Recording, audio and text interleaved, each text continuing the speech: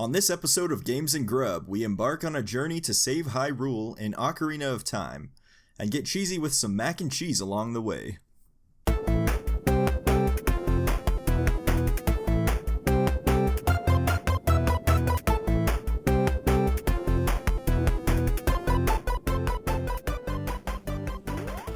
Welcome to the Games and Grub podcast, everybody. We're your hosts, Bennett. Hello. And Jess. And buckle up, because it's coming at you fast. Yeah, today we're looking at my favorite game of all time. I've played a lot of games in my day. I think I first played this particular game when I was about 4 years old, and it may be the very first game I ever played. Oh, really? Started playing Mario 64 around the same time, but it was very close. Dang. The only thing that might have come first was some of those, like, computer early education type games, but we're not going to count those as games. These two games, Mario 64 and Ocarina of Time, are my first two games. So they've stood the test of all my gaming years, and this particular game is my favorite of all time. And I know you're a little bit of a newer fan, so we're going to hear your takes on it in a little bit. Oh, yeah. Well, first of all, this game came out in 1998. It is an action-adventure game. If you're familiar with Zelda, you know what that means. If you're not, there's also a lot of puzzle aspects to it. There's some RPG elements as well. But it's kind of its own thing. But for the most part, adventure is the word that comes to mind. Yeah. It's been re-released many times throughout the years. The one I like to play the most is the 3DS version, just because of the nice graphics. And I know that's the first one you played as well. That's the only one I have played, yeah. Yeah, the only one. I've heard that, like, the 64... Well, actually, no. For Majora's Mask, I've heard that the 64 one is quite different. Is that the same for Ocarina of Time, or is it roughly the same? No, I wouldn't say the differences are as much. I think the 3DS version is better. But that people argue about that all the time. I just like the way it looks. The updated graphics are really nice, and the updated frame rate is really nice, but whatever way you play it, it's fantastic. Yeah. And there's also rumors that when the Switch 2 comes out, or whatever they're going to call it, they might remake this game, and there's all kinds of YouTube videos. You can go look those up if you're interested and see what the evidence is for that. But I'm excited. I hope that happens, because it could look fantastic on a console as powerful as the Switch. Oh, if they remake it for... Oh, sorry. No. I was just gonna say, I mean, like, if they remake it for the Switch, I know I'd be pretty excited. Because, I mean, the 3DS is cool, but, like, if they remade it again, which I know may seem a bit redundant, but, like, you know, I feel like it'd be a cool experience. So if it does come true, I think both of us will be pretty dang happy. Absolutely, yeah. And obviously, this is a Nintendo game, so it's going to be Nintendo consoles only. But you can play it on the Nintendo 64, GameCube, Wii U, 3DS, Switch, any console Nintendo's really made past the 90s you can play it on. So yeah, that is about all the info you need to know. First off, we just got to talk about the gameplay. What are your thoughts on this game? Like, being a newer player to the Zelda series, because I've been playing it for a long time. I don't know when was the first time you played the 3D Zeldas? Any of them? Majora's Mask, I couldn't tell you when that was, but that was a really long time ago. That was the first 3D Zelda I think I played, and that is my favorite. That's my favorite Zelda, which is, you know, I guess the sequel to this game, right? Yeah, technically, or whatever. People always go back and forth on those two, but I can understand it. But yeah, like, that's my favorite one. But yeah, Majora's Mask, I played it a long time ago, and I think it was roughly around the time that it came out on the 3DS, like, pretty dang close to it. But I can tell you when Ocarina of Time, like, I first played that on the 3DS, and that was the summer of 2019.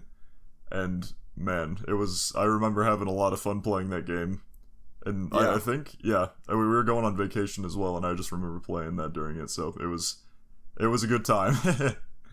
Yeah, so without the nostalgia factor, I guess you might have a little of that, but how would you say it compares to some of your other favorite games as far as like gameplay?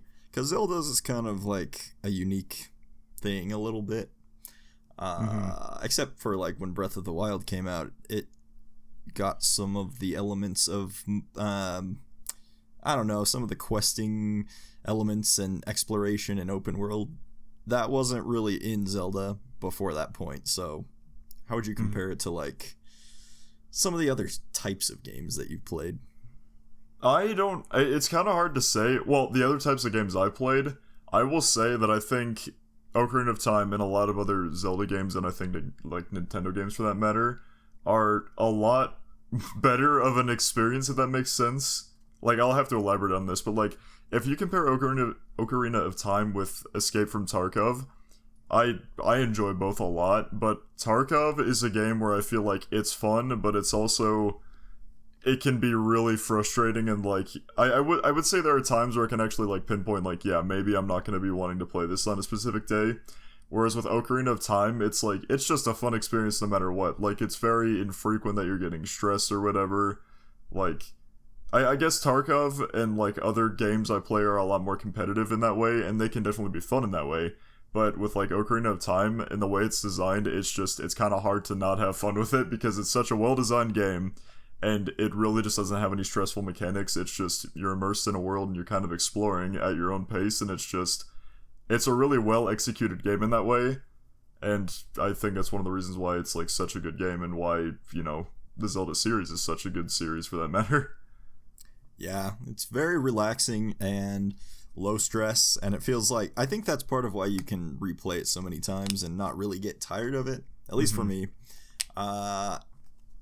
And just the gameplay in general, it's just a fun formula, and it's been working for, I don't know how many years has Zelda even been around? It's probably close to 40. I think next year is 40th anniversary or something. Oh, really? Wow. So it really works. This game in particular was so good because it was the first time this series came to 3D. It was always 2D and, you know, more basic graphic style, and this is where it kind of came to the next level. And I think that really helped with the dungeons because things could be like vertical now. It added like a whole other dimension to dungeons, which adds for, you know, like it basically added another dimension to like the puzzles and like the visuals and basically everything you're doing, which that might sound like a dumb statement and kind of like that's how 3D works, but like I guess the way I'm trying to put it is like in 2D you can't really be that immersed. I mean, you can, but like with the prior games it was like, I don't know, I might be making a point that's not actually that good, but like I personally feel like the 3D like environment adds so much more than 2D, just because there's like so much more you can do and like there's so much more to look at. But that's not to say that like the 2D environments are bad or anything. But yeah, I think the 3D environments added more capabilities for puzzles, for the visuals, and just for bigger dungeons as a whole, which is, you know, that heavily contributed to why the dungeons in this game are so good, in my opinion, and I'm sure you agree. Yeah, I think there's also a lot more opportunity for different types of items. Like the hook shot, for example, it was in some older games, but having the 3D aspect makes it a lot more fun to use. And there's some other stuff, even like shooting a bow, for example. It's just more fun in 3D. Not to say I don't like the 2D games either, or also whatever. you know what I mean? No, I know what you mean. Yeah, but yeah, it's just a different feel, which is nice. But the thing that's really cool about this game for me is the world in general. Just the environment, like, feels, even though you're on an adventure to save it because it's in trouble, the land of Hyrule is just like beautiful and very peaceful, and I think they did that really well with the music and stuff too, but it's just I think that's part of why I like it better than Majora's Mask a little bit, and that can go back and forth for me too, but this game just has like a very calming feel to it. Even when you're like fighting enemies and stuff, it's just like relaxing at the same time, which I think is cool. I think I have to agree with you on that one, because now thinking about it, like, when you're in, I think, is it just Hyrule Field? I know that's probably a dumb question to ask, but like, is it just called Hyrule Field in this game? Okay. I will say, like, when you're in Hyrule Field and just, you know, going from like place to place or whatever, I have to say that is like one of the best examples of what you're saying, because like, you know, the music and like the environment that you're seeing is like, okay, yeah, this is, you know, this is a really peaceful area, and this is just a very pleasant area to be in. And Majora's Mask definitely has those same like peaceful and like cool environments, but because of how the game is in like theming and like mood, it feels more tense and not as peaceful. So like I think Ocarina of Time has a more calming and like pleasant environment, which can be argued as better in that way, which I agree with you on. But I also feel like because of how Majora's Mask is constructed, it also, like, its environment benefits its game. I think both are good. Yeah. It's not really, in that case, I don't think it's possible to argue that one is better than the other. They're both good environments, but they accomplish different things equally as good. I think is what I'm trying to say. Both of them have an environment that goes really well with the theme. So I think that's why people go back and forth a lot, because it kind of just depends on what you're in the mood for. And I will say, the time travel in Majora's Mask is probably a little bit more satisfying, but it was introduced in this game. That's kind of it's funny. We're gonna have to look at Majora's Mask soon. I don't know if we're gonna do that next episode or a little bit in the future, but these games have so much in common, but also a lot of differences, and so there's gonna be a lot of comparisons. But aside from the worlds, I just think the time travel aspect is so cool, and even if they didn't get to do everything that they originally wanted to with it in this game, it just really works. Like, they did a good job. It's so cool how you can travel from like the child era to the adult era and see how things have changed and affect things in one time period, and then see what that does in the other time period. It's just it's not overly complicated, which is cool, because sometimes they, you know, movies and games do that with time travel.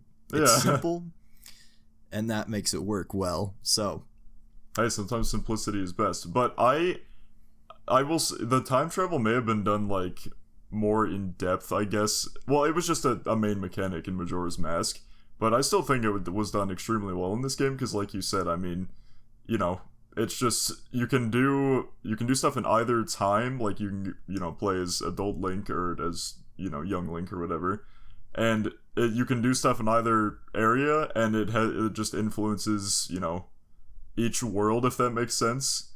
And it like, even though it's just as simple as warping between two different times, the like connection between what you do in the past and how it affects the future is so like simple yet effective that it works, you know? Like, you may only be able to like influence it just by warping between two different times, but it still has so much depth to it that it works well as a time traveling mechanic. Yeah. So yeah, I mean, it's like, it's not as in depth as Majora's Mask, but I still think it is done extremely well, and perhaps maybe even equally as well, just in a very different way, because like, you know, I don't know. Yeah, it's not as in depth, but it's just, it works as it is. Yeah, and part of that is because of the hardware limitations that they had at the time. They actually wanted to have a similar system to Majora's Mask, you know, with more options than just day versus night, and you know, the two eras. It would be kind of more of a continuum, I guess. But the Nintendo 64 wasn't really capable of that until they came up with the expansion pack, which added some RAM, I think, and then the console could handle it for Majora's Mask. But for not having that, they still did a really good job in this game with the time travel. And I think the time travel is also one of the things that makes collecting everything a lot of fun too. Just because there's so many puzzles that kind of rely on that, or you remember things from playing like as an adult, and you're like, okay, I need to go back in time as a child and do that so I can collect this thing. Once you've played it a lot, you just remember this stuff, but especially like your first several playthroughs, it's just really, really satisfying to figure that stuff out, I think. No, yeah, like getting collectibles, I think it's honestly a strong part of any Zelda game, but I think especially in Ocarina of Time, it is a satisfying, like, it's just extremely satisfying because, like, I feel like everything you do to get all the items that are in the game is just, there's never a moment of dullness, I guess. There might be, like, very few moments, but it's not enough to make it like, oh, this is, you know, annoying. It's just a very small thing, but those moments are, like, so few and far between, because, like, there are so many detailed quests and, like, you know, journeys that you have to go on to that have so much character and stuff to get these items that it's just, it's fun all around. Like, yeah, I think... Oh, sorry, go ahead. Well, I was just wanted to say, like, isn't this... I think this game isn't incredibly long, right? Like, it's not short by any means. No, not super long. Yeah, but, like, this is... I feel like this is a great example of why having, like... I feel like shorter games can do so much more than games that have, like, you know, hundreds of hours of content, allegedly, or whatever. Because, like, sure, there may be only 5 hours or whatever, and I think I've said this in the past, but yeah, sure, there may be, like, a couple of hours in the game, or, like, you know, it seems like not a lot, but with all the stuff that's packed in that 5 hours, it's, like, better than hundreds of hours of content on, you know, any other game or something like that. It's just...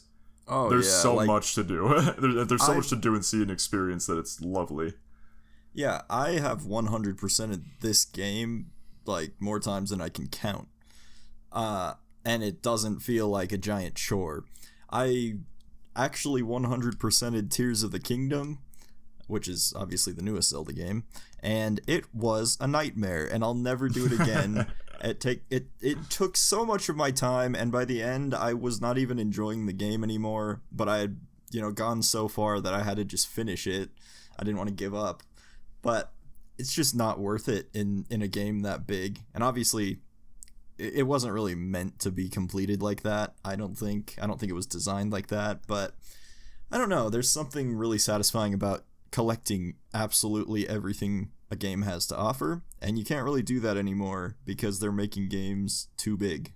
Which is, you know, a good thing in some ways, but also not great in other ways. Yeah, exactly.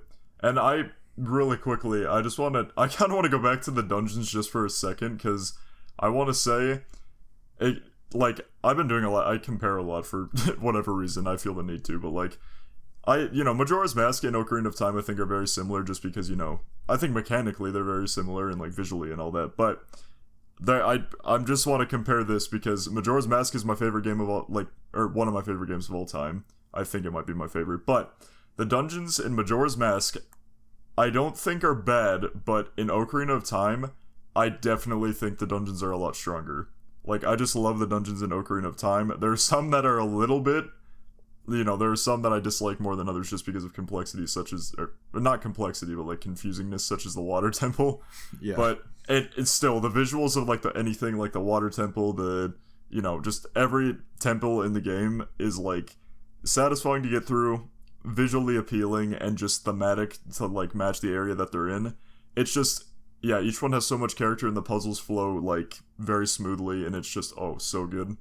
Like, the dungeons in this game, I love them, and they're a really strong point in the game that make it so much fun. Yeah, I think Majora's Mask is stronger outside the dungeons, and this game is stronger inside the dungeons. Both are good in both places, but those are kind of their strong points.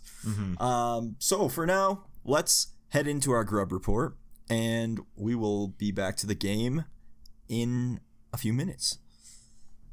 Now, this one, I think, finally we're going to be able to agree on a little bit, I hope. Although, when it comes to food, we just don't agree ever. There's always something that comes up. There may be some agreement, but we may need to... there may be some disagreement ahead, just as viewer discretion is advised. Like, yeah, there's going to be something, but... Potentially, we'll see. Anyway, yeah, today is mac and cheese. I feel like most people like mac and cheese, and we can definitely at least agree that mac and cheese is great. Yeah, it's a very good little meal. It's delicious. It's a comfort food. It's, it's just there for you when you need it. It's pasta and cheese. Like that. Yeah, it's pasta and cheese. Yeah. Best thing ever. For me, pretty much any food that is focused around cheese is a good thing. So it's not mac and cheese, just it pleases me, without much effort. But first off, let's kind of contrast the different types of mac and cheese, because I feel like we can probably agree on this too. There are different categories of mac and cheese. Yeah, I'd say that's true. First off, boxed. Mm-hmm. What do you think of boxed in general? I'm gonna be honest, I haven't been able to give this much thought, and I haven't thought about it, so this is gonna be tough. But off of what I think right now, I think it's kind of hard to go because there's Kraft. I was gonna say it's kind of hard to go wrong with boxed mac and cheese, but there was a point in time where Kraft mac and cheese, especially with like the one with like the character shapes or whatever, it was like the best mac and cheese ever. It tasted phenomenal. You could not beat it. And that could be the child in me speaking, but it was good. And then there was one specific point in time where they decided, you know what, we're gonna change our recipe to be like, what was it, healthier or something? Yeah. It was like healthier. Yeah, it was healthier. And they claimed it was the same tasty taste.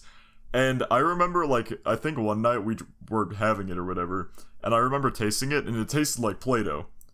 It was like... Oh, yeah. It was like... And not in a good way. Well, Play-Doh's more delicious than this mac and cheese, okay? We thought it went bad, so I remember, another box was made, and we tried it again, and we're like, what the heck? And then we looked it up, and the recipe had changed. And it's like, you took a masterpiece and wrecked it. Oh, no, they even have a commercial where they talk about changing the recipe to make it healthy, and it says something like, kids can't even tell the difference. And I am like, I'm almost 27 and it's night and day difference, and I shouldn't even care about mac and cheese this much, but I do. Dude, when kids can tell. When you lose a treasure in your life, you gotta care about it. Absolutely. Let me tell you, Blue's Clues mac and cheese was the best. It had actual blue paw prints in there. Sounds kind of weird, but they tasted just as good as the other noodles, and I don't know what it is about the character themed mac and cheese from Kraft, but it's like the noodles used to just cradle so much more cheese than I was about to say the exact same thing. I was like, it cradles the cheese better. It just delivers more cheese per bite, and they just ruined it. So now the cheese isn't even, they call it liquid gold, and it's not even close. It's fool's gold. It's fool's gold, yeah. So that's pretty disappointing. That doesn't speak for all mac and cheese, though. Well, yeah, that's what I was kind of getting to. I was gonna say all box mac and cheese is reliable, but as we can see in the incident of Kraft mac and cheese, that's not true. But I will there are a lot of good box brands out there, and I will say one of the ones that I love the most right now is Annie's mac and cheese. I will say the default cheddar elbow pasta, I think is what it is, right? I don't know what that pasta is called, but oh yeah, just elbow. Yeah, elbow macaroni or whatever. It's not as good, and it's not as cheesy for some reason. I think that's my least favorite, just because it doesn't seem like there's as much cheese in it. It's not bad. It's just it may not have as much cheese as you'd like it to. But the white cheddar shell mac and cheese, I forget what it's actually called. It's shell pasta with white cheddar flavoring. That is a really good one. I feel like that's top quality. That's one of my favorites. And then there's also, I think, 4 cheese, right? Or is it? No, it's aged cheddar. It's aged cheddar with shells or whatever. Those two, I think, are my favorite. And perhaps those might be those are my favorite boxed mac and cheeses, and ooh, they're so good. Those are my favorite box too, but you can't get the whole wheat ones. There or is it whole wheat? There's either like organic or whole wheat or something. And then there's regular. You gotta get the regular. It just tastes better. The other thing is they in the Annie's brand, they have some other good stuff, and I don't know if you'd classify it as mac and cheese for sure. Like the spiral, you've had the spirals and cheese, right? Oh yeah, it's like the Parmesan one or something, like spirals. Yeah. That's something else, I think, but that's good too. Well, those are good too. Yeah, I think Do you classify those as mac and cheese? I mean, it's pasta with cheese. I would classify that as mac and cheese. So then, yeah, I'd say, that brand is great. They have options even within box mac and cheese. But what about like Noodles mac and cheese, Noodles and Company? Okay, where do you classify that? Is that like a gourmet mac or is that a convenience mac? That is a convenience mac and cheese to me for some reason, and I'm gonna be honest, it may just be because I'm like coming to like dislike it more for some reason, but like it's becoming more convenient feeling than like boxed mac and cheese, which is probably gonna sound atrocious to you. Ooh. But the thing about Noodles in particular, just the Noodles restaurant, is that I feel like ordering the mac and cheese to go, or it's like brought to your home or whatever, is a very much like a big difference compared to ordering it in person and having it there. Because I feel no, I definitely agree with that. It's like, not good when it's been sitting. Well, it feels like a different product for some reason. I know that sounds completely insane, but like, tastes different. It feels like the cheese just disappears. It's the same as McDonald's pancakes. Yeah. It's like the sauce just disappears, just like the syrup disappears. We'll have to talk about that a different time, but I know what you mean. But I guess the Noodles experience in person could be considered gourmet, but otherwise it is more convenient than boxed mac and cheese in my opinion. Now, in terms of gourmet, I feel like one fast food joint that actually does, I feel like, a gourmet mac and cheese is Chick-fil-A. They have I can't comment on that. You haven't had it before? Haven't tried it. My gosh. I have to say that is probably my favorite mac and cheese to get out of any joint that's, like, out in the world.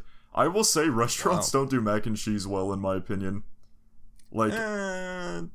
Like side mac and cheese. You gotta go to a restaurant that's good for mac and cheese, though. I mean, if you order it from Texas, I think Texas Roadhouse serves Kraft. A lot of restaurants don't even make their own. It's just like boxed. That's fair. More money, but yeah, that's fair. But yeah, I'd say like Chick-fil-A's mac and cheese is probably more gourmet, and that's probably like my favorite gourmet. Now it's good, but I honestly think I honestly think that the boxed mac and cheese like flavors that I enjoy that I mentioned are my favorites, even compared to the gourmet from like Chick-fil-A. It's just hard to beat the Andy's mac and cheese brand. It's like it's so good. I have to say I'm probably on the side of convenient just for that reason. And maybe you could argue that those are gourmet, but I feel like they have to go into convenient because it's like you can tell they're convenient, but still it's like quality convenient, Yeah, I'd say Noodles is more of a gourmet style mac, but it's not done well. Yeah, but it's like I don't know. I just associate the bigger, fatter elbow noodles or like cavatappi, with like thick cheese on it instead of the like more runny sauce. That's what I think of as a gourmet mac and cheese. But yeah, I agree. Noodles has kind of gone downhill. I still eat it. I still like it, but it's not what it used to be. But I think it's hard to beat a good homemade gourmet mac. I make one. It takes way too long, so I don't do it very often, but it's delicious. It has so much cheese in it that you probably take years off your life just by eating a bowl of it, but it's so good. And that's what I consider like a gourmet mac, just loaded with cheese, like actual cheese, not just powder, but like cheese, it's stringy when you like pick your fork up. And sometimes gourmet mac has like breadcrumbs on top. I don't know if I'm in favor of that or not. What about you? No, I feel like that adds unnecessary texture to mac and cheese, because I feel like when you have mac and cheese, you are not expecting something like crunchy, and I'm not saying breadcrumbs will add like a ton of crunch to it, but it's like, I don't want my mac and cheese to be crunchy or chunky in any way, even if they're like small, tiny little chunks. But that's like, I feel like a more opinionated thing. I don't feel like that, you know, falls into either category. I feel like you can do it on either. But I will say, what was I gonna say? Oh yeah. I was gonna say, when it comes to that like stringy cheese experience you were saying, I gotta be honest, and I think I'm in the wrong here in terms of like a true good mac and cheese. I think this is just a weird opinion that I have that I'll admit to. But like the genuine like actual cheese that's like gooey and like, you know, put in actual mac and cheese, I can't say that I'm actually a huge fan of it, but I don't think that's man. Like I don't think I'm in the right on this one. I think it's just a weird opinion that I have. But I wanted to ask really quick, what does Costco's mac and cheese fall into in terms of category? Oh, I'd call that a gourmet mac. A gourmet mac and Costco's? Cheese? I don't think I'm not. I can have a little bit of it, but it has that like ooey gooey cheese, and it's like that's a plus for me. But it's just a weird opinion I have. I'm gonna be honest. I think that is like a more genuine and like good mac and cheese experience. But I think I just like, you know, I feel like I've just become accustomed to my boxed mac and cheese. What can I say? That's fair. I think Costco's is pretty good. And see, that's where you have like the convenience and gourmet in one, because it just you just heat it up. But yeah. I guess mac and cheese is just a pretty convenient food in general. Yeah. But anyway, what do you think of meat in mac and cheese? Have you ever tried it? Well, I've heard of like, I think bacon and mac and cheese can be like a somewhat popular thing. Some people do bacon, some do barbecue pork is a pretty popular one. No. Some people put hot dogs, which just repulses me, but they do it. Here's the thing, okay, with like the barbecue pork or whatever you said, I feel like that just adds a whole another level of flavor that I don't think mac and cheese needs. Like, I feel like it kind of takes away from the experience of mac and cheese. And then in the case of hot dogs, you add those, and then it just like takes it to a whole nother level of convenient, to the point where it's like, what the heck am I eating? Like, yeah. It's like looking at mac and cheese and hot dog bits together is like, what? It's like I went to like my drawer and was like, how can I whip up something that seems complex but is completely like, I don't know, scraps, if that makes sense. I don't know. Yeah, it's a weird way of saying it, but it feels like it's just kind of thrown together and just looks cheap and kind of But that's yeah, me. I like to keep it pure. just mac and cheese. That's all you need in there. It's not mac and cheese and hot dog. It's just mac and cheese. Yeah, no, that's just not right. But hey, some people like it. I was gonna say we should pick our top restaurants for mac and cheese, but I'm having a little bit of a hard time even thinking of restaurant mac and cheese that I'm really big on. Well, that's what I'm saying. Like, that's what I was saying. Like, I don't think restaurants really, like, in my opinion, I don't feel like a lot of restaurants do it well. And like you said, it could be because it's just craft, you know, thrown into the mix.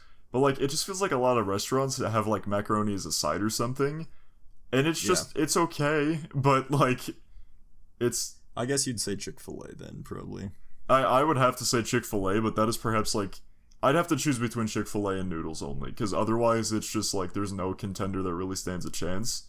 It's just either Chick-fil-A or noodles, and right now Chick-fil-A has been a lot better than noodles, just because of the weird inconsistency between like takeout and dine-in with noodles.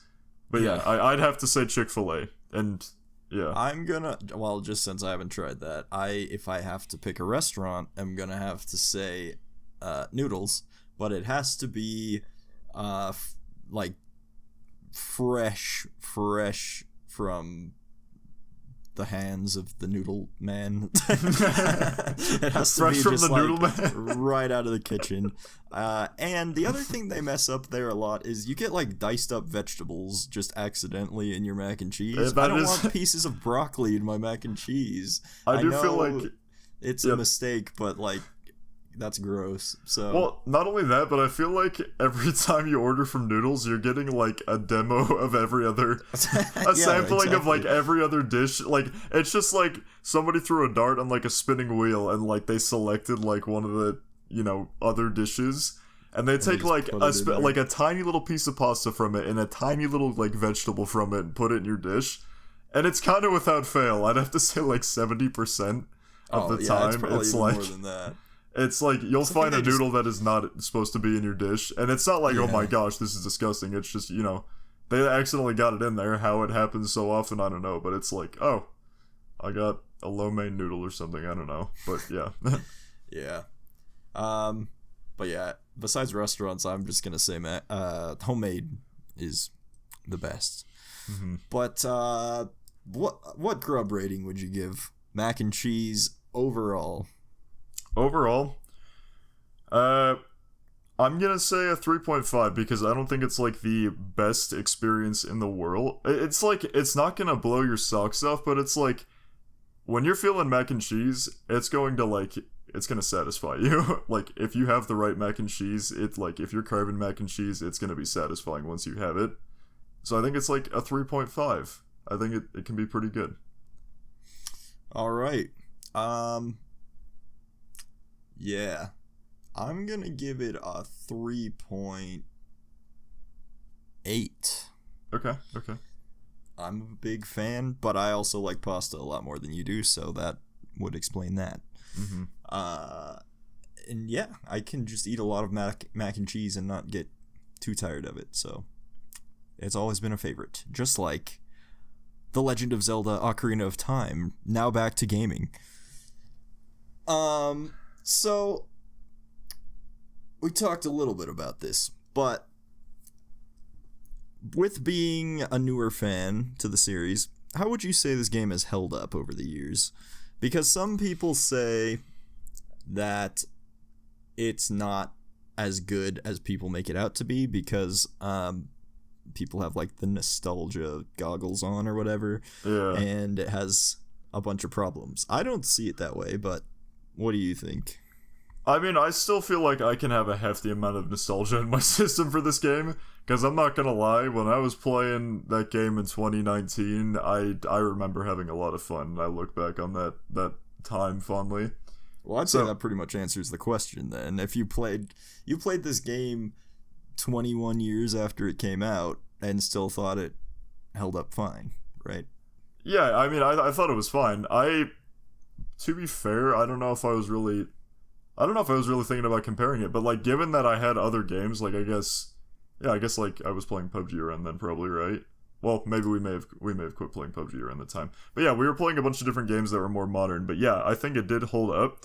Now I will say, I might have nostalgia in my opinion here, but like I honestly feel like this game does hold up to a lot of modern games, because I feel like for a lot of different games I play, including Escape from Tarkov, Sea of Thieves, and I would just say like I guess even like Overwatch 2 I play sometimes, just a lot of modern games, they can be fun, but there are just times when you're playing and it's like, oh, this is frustrating. It's like, it doesn't, like, you can be having fun, but it's also frustrating and kind of like, I guess, uncomfortable at times, if that makes sense. I don't know what it is, but it's kind of like a subconscious feeling where it's like, you're not 100% like enjoying it.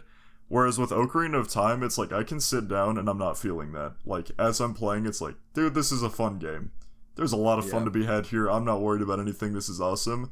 It's just like when I'm playing Tarkov or Sea of Thieves, there's always that lingering thing in the back of my mind. Even if I'm doing good or like at the peak of like enjoyment, it's just like there's always this like weird taste that's in the background that's like there's something not right that just shouldn't be there. Those are pretty different games from this one though, but I think that also has something to do with like single player versus multiplayer games too. That could also be it, yeah. Because it's hard to take a multiplayer game at your own pace when other people are kind of setting the pace. Mm-hmm. But the other thing is, I just think Nintendo games in general have the more peaceful feel to them, and they're not, like, stressful at all. Yeah. It's just, like, a little bit more enjoyable to pick up at any time and play. And you don't have to get like overly sucked in, or if you want to, you can, but there's just no pressure. The other thing I was gonna say is I think some of the more modern Zeldas actually have more problems than this game does. Like, Wind Waker has a big open sea that's, like, pretty boring to explore once you get into it. It sounds like a cool idea, but it's very just open and empty, and it could have been filled up more. There's also Skyward Sword, which just barely has an open... It's kind of the opposite problem. There's not enough to do, and it's just a lot of backtracking, and not as fun. Twilight Princess is another one of my favorites, and I think that's because it's pretty much Ocarina of Time updated. It's the same formula. It's just a different story slightly, and it takes all the good parts from Ocarina of Time and kind of updates some of the, like, quality of life stuff. Like selecting an item, for example, is a lot faster. But I just really think Ocarina of Time set up the whole 3D Zelda series very well. And I don't think that it did a whole lot wrong. I don't find myself, like, upset at really anything in the game when I go back and play it again. There's nothing that's annoying, and some games have that. Well, yeah, and I feel like, again, like, I understand that I said a bunch of, like, multiplayer games, but I feel like it honestly might just be an overload of, like, stuff to do and, like, just features that might be the frustration. Like, I don't know. It might just be that, like, I get overwhelmed subconsciously and don't really realize it in certain games, because, like, in Ocarina of Time, there's a lot to do, but never have I felt overwhelmed playing that game. There's a lot to do, but, like, with all the stuff you do, you're never gonna feel overwhelmed. Like, you can enjoy each and individual thing that you're doing, and you're not, like, rushed in any way. You're not being thrown a ton at once. It's just, you kind of do it at your own pace. Whereas, like, in the games I mentioned before, like, in Tarkov, there's a lot being thrown at you, and I understand that that game has a lot of different mechanics that it kind of needs to be the game that it is. But that honestly might be part of the frustration, because there's so much going on that you have to keep track of and do, that eventually it's just, like, subconsciously, like, this is stressful and just too much or whatever. And I feel like that may be why smaller games and, like, shorter games are better, because, like, they just have a lot, but at the same time, they're not throwing so much at you that it's, like, overwhelming. It's just, like, it's just a fun experience. That, like, is the best way I can say it. It's fun. It's what a video game is supposed to be. Whereas more modern games might, like, throw you way too much, and it's like, yeah, this is fun to play at times, but there's also that aspect where I'm feeling overwhelmed with all this stuff you're giving me.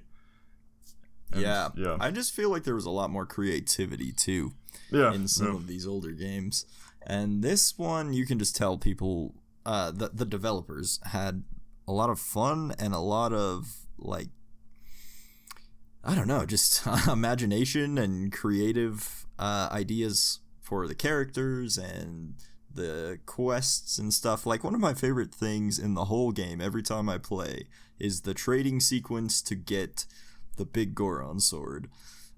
They've done this in a few other Zeldas even before this game, but basically what happens is you start off with one item, you have to go deliver it to someone else, and they give you a different item, and you have to deliver that to someone else, and they give you a different item, and none of these things are connected at all. It's like you take a saw to some guy, and he's like, here's a mushroom, and you have to go turn that into medicine for him, but then he's gone. No, that's not even the order. I got that confused. But that's basically the idea. It's like someone gives you a frog, someone gives you a chicken. I mean, doesn't the Bigoron give you, like, the prescription for eye drops, and then you give it to, like, you have to take the prescription to this doctor, and then he needs something from the Zoras. So it takes you all around the world of this game doing chores for different people. And if it's the first time you're playing, you have no idea why you're even doing this. But by the end, you get a new sword, which is completely optional. And it's like the strongest weapon in the game. It's awesome. And it's really cool because there's no part of this trading sequence that is annoying or, like, undoable. it's not like some games where it's just, you know, kind of beating your head against the wall. Yeah. Difficult. It's a good level of challenge, and you actually get a really good reward from it. And that's just the kind of thing you get from this game. Everything you do feels just worth it. And not every game feels like that, so that's a big reason why it's one of my favorites. Well, I also feel like that's another reason why, like, some of the, like, quests in the newer Zeldas, like Tears of the Kingdom and Breath of the Wild, are kind of, like, poorly done. Because, if you do the Koroks, like, if you 100% Koroks in the first Breath of the Wild, I can't speak to it in the second one, or in Tears of the Kingdom, because I haven't played that yet. But if you do it in the first Breath of the Wild, you get poo as the reward. And what does that poo do? In the second one. It's just a golden pile of poo that you get to admire in your inventory, baby. It is not worth it. And it's like, getting the Koroks, like individual Koroks, is not a hard task, but there's over, like, maybe not over 1,000. No, it's like just under 1,000, isn't it? It's like 900 something. Like, it might be like, yeah, I think it's 900. It is somewhere around 900, and that time adds up definitely, especially when they're all around the, like, open world that there is. And the fact that a pile of golden poo is the reward for it, just like you said, is a thing where it's like you kind of bang your head against a wall because it's like, I just did all that for nothing. And sure, you get the satisfaction of doing that long, tedious thing, but that's about it. You don't get a reward for it, you just get the satisfaction of doing it, which only lasts you to a certain extent. Yeah. Like, it only do so much for you once you complete it. Yeah. And that's how a lot of the quests feel in those games. Not that I don't like those games, they're a lot of fun, but you just don't feel like it's all worth it. There's some tasks you look at in your little quest log, and it's like, why? Like, do I need to collect crickets for this guy just so he can give me some, like, food, you know, I can make a recipe with or whatever? It just doesn't feel worth the time. Mm-hmm. But that's not how this game is. It's, you always get something worth it, or the task itself is fun enough that you don't care what you get because doing it is fun. Is there anything you would change about this game? I don't really know. No, I'd have to give it more thought to actually come up with something, or potentially come up with something. I may not even want to change anything, even if I give it a lot of thought. But as of right now, I don't think I would, because it's a good game. Like, I feel like the experience that it is right now is just kind of like what you want in a game. And I don't think you really need to change anything about it from what I can tell. Like, it's a good game. Yeah, I'm really trying to think. I mean, one thing is the water temple is not good. It is annoying. It's not like the worst thing I've ever been through. I always make it through eventually, but it can just be kind of a pain because you'll forget a key somewhere and just have no idea where you need to backtrack to, and you'll go back through the entire dungeon until you find this one chest. And that's happened multiple times to me, and it doesn't happen anywhere else. Well, we did a playthrough. We did a playthrough this summer, I'm pretty sure, and we did a playthrough of this summer, and I will say, or I guess, was it this spring? Technically late spring, probably. I don't know. We did it recently, basically, and I remember I did get stuck in the water temple, and I think it's just because it's a cool way to design the dungeon, because you use the ocarina to, like, change, like, the water level within the temple, which, if you play the game, you will see why that is really important. But that mechanic also kind of makes it bad, because sometimes you need to go through a long process of, like, getting somewhere to change the water level to get back to a place, and it can be tedious if you mess something up because you have to go back through that whole path or whatever. And I think that's why the water temple is just kind of rough out of all the dungeons, because it's just, I would say, a design isn't the best. But if you miss something, it's time consuming. Yeah, but thematically, this temple's still good. Like, this is an example of stuff that can happen in another game, like, all the time, that only happens once in this game, I feel like. And even then, it's not the worst. Like, when you're playing through the dungeon, it's just kind of like, the only bad thing you can experience is like, oh crap, I forgot something, I gotta go back, or whatever. But that's about it. It's a pretty good temple still. It still has cool theming. It's cool like the other dungeons. And it doesn't like represent the other dungeons. It's just kind of, I feel like, a mishap in terms of design. But the game is still very good, you know.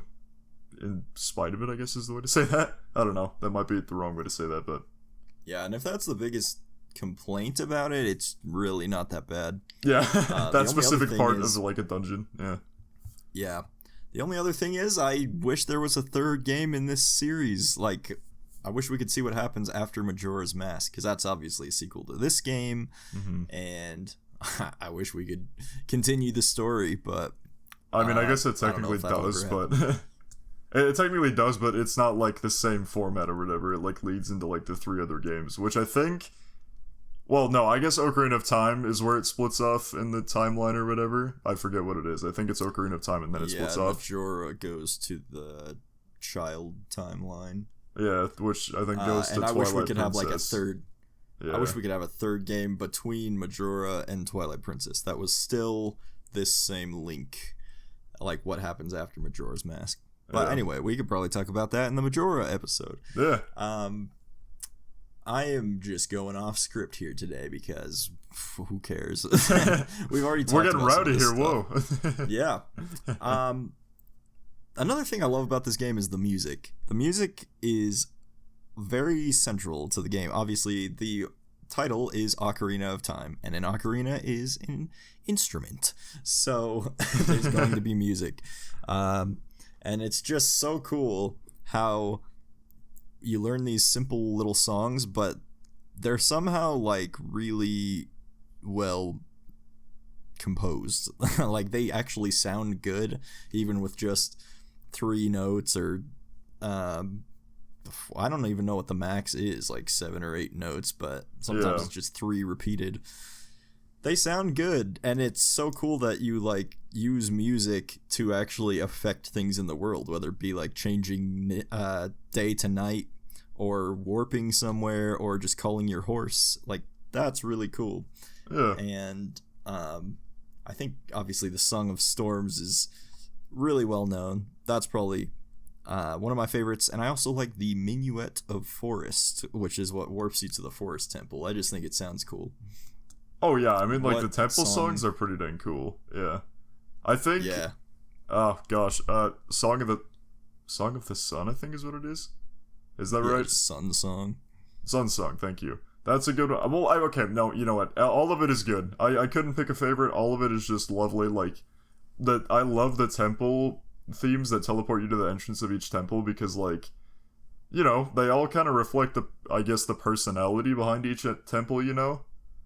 Yeah. If that makes sense. Like, I think, like, the Shadow Temple and, like, what's the very last temple you go to in the desert? I forget. Spirit Temple.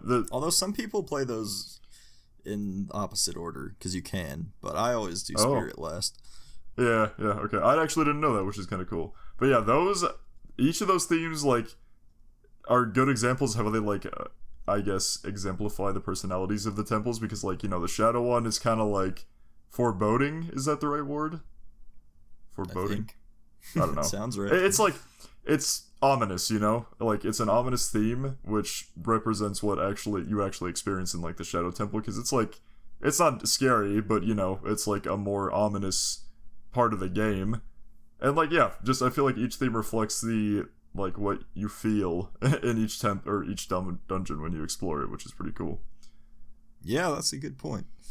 And, yeah, oh, man, we can't forget we just got to talk about the bottom of the well and the Shadow Temple. I mean, we said this game is very peaceful and very just like, I'd just say happy in general, but these 2 dungeons, I guess it's a dungeon and a mini dungeon, the bottom of the well and the Shadow Temple are so creepy. I don't know what they were thinking, how they thought kids were going to be able to play through these sections without having nightmares, but I don't think it happened. There's like zombies, there's Dead Hand, which is like this crazy monster with just arms coming out of the ground that'll grab you so he can try to eat you. Yeah. And it's terrifying. It's still disturbing to see even now. And if they remake this game, I am going to be terrified to see what these sections of the game actually look like, because it could be very scary. Well, I'm hoping they actually keep to the creepiest, like, theme, you know? Like, I'm hoping they don't censor it in some way, because, like, I know it's gonna look more gruesome, of course, but, you know, that's part of the game. It's like, you know, like I said, it's a more ominous section of the game, so it's like, you gotta have that, I feel like, for the atmosphere, and I'd be curious to see what they do with it. Yeah, that's why I like these games, too. I just keep saying that, like, that's why I really like this game. There's a lot of reasons, I guess, but the cool thing is that they each have, like, an overall happy feeling. It's just like a joyful environment, but there's like these weird little twists of just disturbing that make it interesting from time to time. It's not too much, and it's not like gory or anything, but it's enough to creep you out a little bit, which is a good thing. Yeah, and I wish the Zeldas would do that again. I hope they do as well. I really hope they do. Because that's kind of what Majora's Mask did. It kind of put emphasis on, like, the ominous thing or whatever, and, like, the more spooky things. But, like, when it comes to, I think, the horror aspect of, like, the well and the Shadow Temple in Ocarina of Time, I honestly feel like, this is going to go on, like, a side tangent for just a second, but, like, I honestly feel like how they did that in the game is how horror should be. Because I've said this before. I feel like horror today gets too much into not necessarily like the spooky feeling, but just kind of a twisted feeling where it's like, we're gonna show you something spooky and then give some like really twisted explanation to it, or just dive into a twisted topic. I feel like the best way to do horror is to keep it mysterious. You can like hint maybe at some ominous things, like when you look at that thing at the bottom of the well, it's like, it has a creepy design. It's like, oh gosh, what the heck is this thing? And it's like, this is kind of disturbing. But you don't know anything about it, and you don't need to know anything about it for it to effectively creep you out. And so many games today take a creepy concept and just put so much, like, very, like, the stuff you don't need to get into. Like, they explain stuff you don't need to get into to try and add to that creepy feeling, and it turns into a feeling of more, like, depressing and, like, disgusting than it does spooky. Yeah, they go too much into, like, shock value rather than, like you said, keeping it mysterious is just always better. Mm-hmm. Because that's not scary, it's just sickening almost. It's sickening. It's not spooky anymore. Whereas, like, you can't really fail with being spooky with, like, mystery, because, you know, it's kind of, it's kind of hard to not be scared of what you don't know, if that makes sense. Yeah. And it's like, on top of that, an added bonus, if you think about it, is like, you don't need to get into like any twisted topics or anything. It's just like, this is spooky, and that's all that needs to be said. There may be some implications, who knows? It's the spooky thing that you don't know anything about. But yeah, that's actually a good representation of a lot of parts of the story. Actually, not necessarily the spooky part, but they give you like just enough information to keep you interested, but they don't give you the whole thing. And I think that's why there's so many different theories that people come up with and kind of try to figure it out for themselves, which is really cool. Like, the story that's presented to you isn't super deep. It's deeper than the older Zelda games, but there's a lot of like backstories about characters that you just get a little bit, and then you can kind of piece it together from what other people say, or just the environment, which we talked about in Subnautica. That environmental storytelling is top notch. Always works well. And yeah, this game just didn't need a complicated story, but there's enough there that like people are still coming up with new theories about what certain things mean, or what certain characters are all about. So I don't know, there's just so much there that you can kind of like use your imagination to even make better, which is cool, because after all, it is a game that you play. You're supposed to have fun, and if it gets you thinking, then that's more fun. Well, yeah, and like you just said, it's like having that mystery and allowing you to use your imagination can just make the game better, because it didn't really occur to me until now that, like, when a story is kind of told to you and explained to you, of course it can be argued that it's worse just because you're being told what is happening, but on top of that, you're being told information that tells you what is actually happening and like isn't really left up to you, if that makes sense. And I'll elaborate on that because like you said that you can use your imagination to kind of fill in the blanks, and you kind of fill in the blanks with like what you expect to be like the best iteration of the story in your mind, right?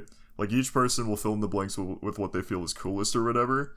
Whereas if you have a story just tell you what happens, like, oh, you know, instead of like doing like a mysterious death of somebody, it'll like explain how they died or something.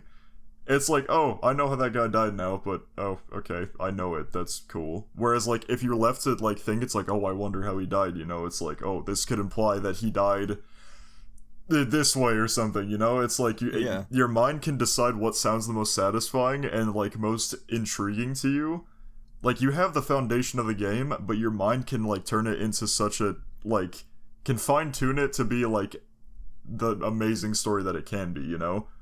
Like, the story you're witnessing will not be the same as somebody else's, but it'll be roughly the same with the information you're given. And that's, I feel like it's kind of like... Oh, sorry. Yeah, go ahead. Well, no, I mean, I finished up my point. I think I was just reiterating what I was saying. Well, it's kind of like the whole Zelda timeline, too. Like... all we know is somehow Nintendo says these games are connected. I don't even know if they were supposed to be or if they just kind of made that happen because people wanted it that way, but they don't give you a lot of information about how exactly they're connected, but it gives so much room for people to like make their own connections, and they will put little hints in each game that kind of like connect them to a different one. Even Breath of the Wild and Tears of the Kingdom have like areas from Ocarina of Time, but are the games connected? We don't really know. Like, is the timeline connected, or was that just kind of a little reference for the fans? Yeah. Nobody knows, but it's like so much for people to think about and discuss, which is really what I think makes the Zelda community very cool. Like, there's always new ideas, and they might be nonsense, but they're a lot of fun. Mm-hmm. Yeah. So that's Ocarina of Time. I could keep talking about this for another 3 hours, probably. Well, I think if we stuck on this for a long time, like, in some of these episodes, like, there are certain aspects that, like, I think to myself, I'm like, if we had a ton of time, I would certainly dive into this. Like, in this episode, if we had, like, multiple hours or something, I could probably dive more into, like, dungeons and stuff, because I feel like there's just so much uniqueness to, like, be looked at in each of those things. And the same with, like, Subnautica, like, the biomes I could have dove into, like, looking at each one specifically and why they're so cool. Like, I agree. There are certain things in each, like, game that we've looked at that are like, I could talk about this for so long because it's so cool. And yeah, maybe we need some scripted content in the form of a video. Maybe we'll do that. I don't know. Yeah. That might be an opportunity to talk about those things a little more. Yeah. But for now, that's going to be today's episode. What I didn't even ask. What is your overall review of this game? Say out of 100, what is your score on this game? Out of 100? Yeah. It's hard to get really specific, but I'd say somewhere in the 90s. It's pretty dang good. Like, yeah, there's very little to nitpick about it, and it's just, yeah. I'd put it in 90s. In the 90s, yeah. That's about as specific as I could probably get. I'd have to give it more thought. Gotta give it like a 99.9. The only reason I don't say 100 is because I complained about the water temple, so that was the water temple is that 0.0 or the 0.1% or something. It's really that small to me, but this is once again my favorite game of all time, and I don't really see that changing anytime soon. So, yeah. That's my review of it, and hopefully we get to talk about Majora's Mask soon too, because that one's also great.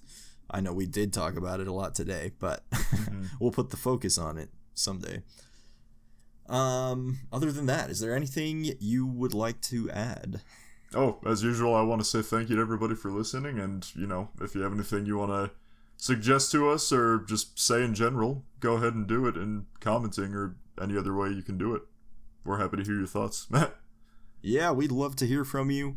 If you have any hot Zelda takes that you want to tell us about, or any other games that we've talked about, let us know, and we will discuss them on the show. You can send any of those questions or comments to gamesandgrubpod@gmail.com, or you can find us at gamesandgrubpod on X and Instagram. And besides that, thanks for listening, everybody. Really appreciate it. Keep gaming and keep grubbing. Have a good day, everybody.